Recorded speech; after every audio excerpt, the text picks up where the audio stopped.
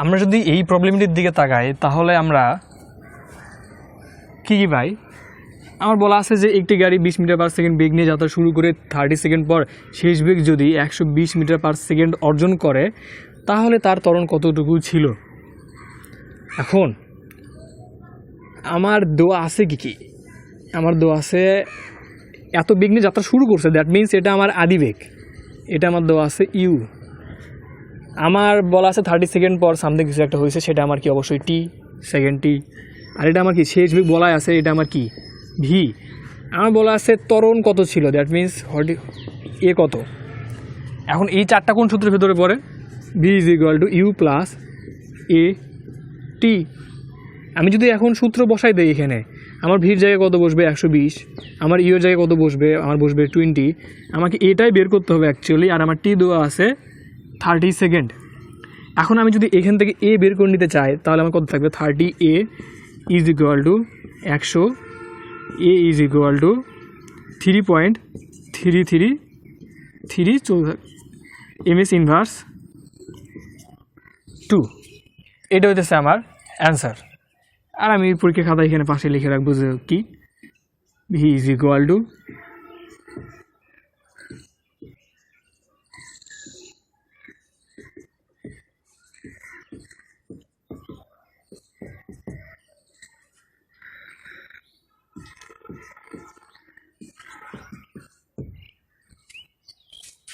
একটি গাড়ি 40 MS inverse 1 বেগে নিয়ে যাত্রা শুরু করে 4 এমএস ইনভার্স 2 ত্বরণে চলতে থাকলে যখন 1.5 কিলোমিটার পথ অতিক্রম করবে তখন তার শেষ বেগ কত হবে? আমার এই ম্যাথে কিন্তু কোনো রকম সময়ের কথা উল্লেখ করা নাই, বা এই প্রবলেমে কোনো রকম সময়ের কথা উল্লেখ করা নাই। যদি কোনো প্রবলেমে সময়ের কথা উল্লেখ করা না থাকে তাহলে যে সূত্রটা আমরা ইউজ করি সেটা হচ্ছে এটা, V square is equal to E square plus twice S. যদি যা বললাম যে সময় উল্লেখ করা নাই তাহলে আমি ওটা ইউজ করব, সেটা যদি না মনে থাকে তাহলে আমরা দেখি এখানে আসলে কী কী আছে। আমার দেওয়া আছে 40 এমএস ইনভার্স 1 বেগ নিয়ে যাত্রা শুরু করছে, দ্যাট মিনস এটা আমার ইউ। আমার বলা আছে 4 এমএস ইনভার্স 2, আমি এমএস ইনভার্স 2 দেখে নিশ্চিত হবো যে এটা আমার ত্বরণ। আমার বলা আছে 1.5 কিলোমিটার, দ্যাট মিনস কত, আমার 1,500 মিটার। মিটার মানে কি বা কিলোমিটার মানে কি আমার এস। আমার বলা হয়েছে শেষ বেগ কত, আমাকে বের করতে হবে ভি। এখন ইউ এ এস ভি এটা কোন সূত্রে আছে, ভি ইউ এ এস এই সূত্রে আছে। এখন আমি যদি সেই সূত্রটা অ্যাপ্লাই করি, V square is equal to U square plus twice A S. আমার ইউ কত, আমার 40 whole square plus 2 into A এর মান কত, আমার 4 গুণুন এস আমার কত হবে 1,500 মিটার। এই সবগুলোকে যদি আমি যোগ করি আমার মান আসে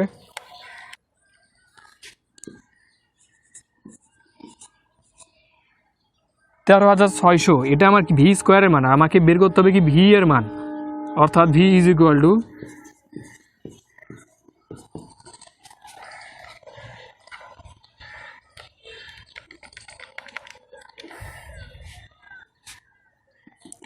(116.61 এমএস ইনভার্স 1।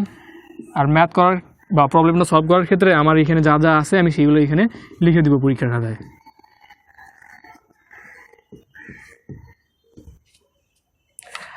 আমি যদি এখন চিন্তা করি যে এইখানেও আমার কি এককটা বজায় থাকে কি না, এটা তো আমি জানি যে ভি সমান সমান এমএস ইনভার্স 1 হবে। আর যদি আমি ক্যালকুলেশন করি, আমি এই পার্টটুকু যদি আমি ক্যালকুলেশন করি তাহলে আমার লাস্টে আমার ভি বের করার ক্ষেত্রে আমার এমএস ইনভার্স 1 আসে কিনা। ইউ স্কোয়ার, ইউ আমার কত দেওয়া আছে 40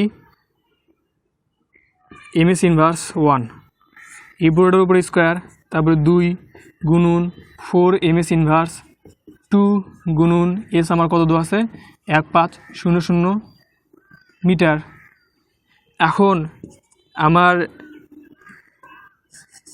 আসবে কত 40 স্কোয়ার, তারপর কি এটার উপরে আমার স্কোয়ার আসবে, that means M square S inverse 2 plus এখানে আমার 2 গুণুন 4 গুণুন 1500 এটুকু তো আসবে। আর এই এককগুলো যদি আমি গুণ করে দিই আমার কত আসবে এম স্কোয়ার এস ইনভার্স 2।